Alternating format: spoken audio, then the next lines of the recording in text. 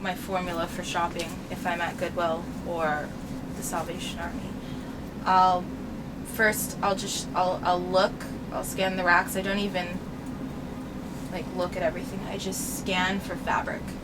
First, I'm really into silk or crepes, wool, cashmere, furs, anything sparkly, or I look at the fabric and then I kind of look at the print.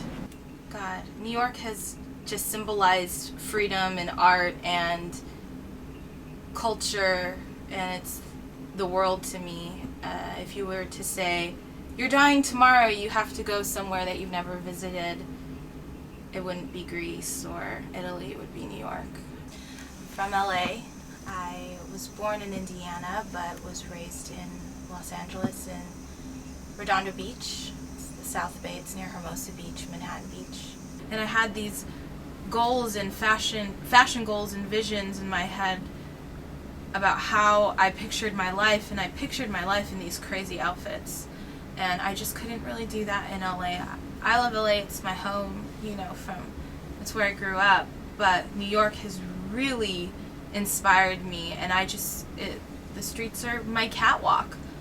2005, I was really into the color gold, wearing Mr. T, straight up chains, gold, and no one really was doing that yet, and they called me Goldie. And then last year at Burning Man, my cousin just called me Goldie Rush. She's like, Goldie Rush. And I decided to change my name from Erin Stelzer to Goldie Rush when I hopped on that train out to New York. I'm definitely very dreamy. I'm always fantasizing about my future and thinking, my mind thinks in kind of a very dreamlike, artsy, hodgepodge kind of way. I'm really into appearing nude. I've been known to go out braless, with a mesh top or pasties.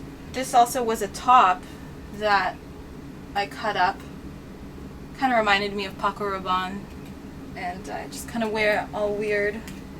I love glasses.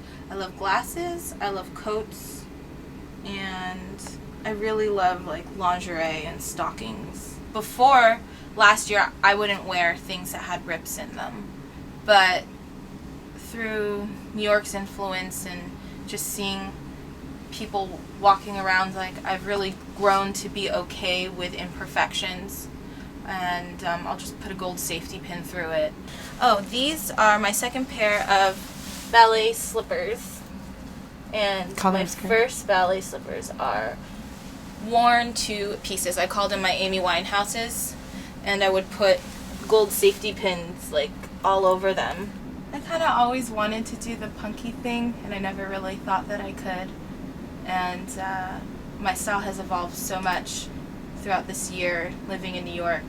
It just somehow came together, and now I own a motorcycle jacket, and I kind of do it my own way. This is, a vintage skirt. I'm guessing probably from the turn of the century. Izumi-yaki. It was a skirt at some point, and then at one point it had a lot of these tassels everywhere. But I made it into overalls, kind of. My own version of overalls. I love overalls. So I met this woman who, within 10 minutes of meeting her, invited me on a trip with her to Europe. And I told her, I can't really afford that right now. And she said, don't worry, just pack your toothbrush. 2 weeks later, I was on a plane to Paris and London and Spain. And this was my last... Whoa.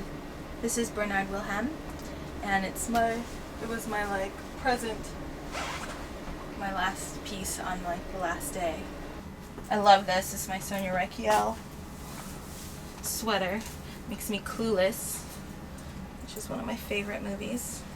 I don't trust anyone who doesn't like that movie. Since I was little, I've always made wishes on 11/11, and I know a lot of people do that as well. But my mother, who, like I said, it's so dear to me and amazing, she passed away on November 11th. And so I kind of think that every time I see 11/11 on the clock, that's her cosmically speaking to me. So if I feel like I'm on the right track, or if I have an idea at the moment and I see it, I think that she's agreeing with me and saying you're on the right track. I would say that my dreams do actualize, it just takes a little bit of time. Exhibit A, I'm living in New York, and that's always been my dream ever since I was little.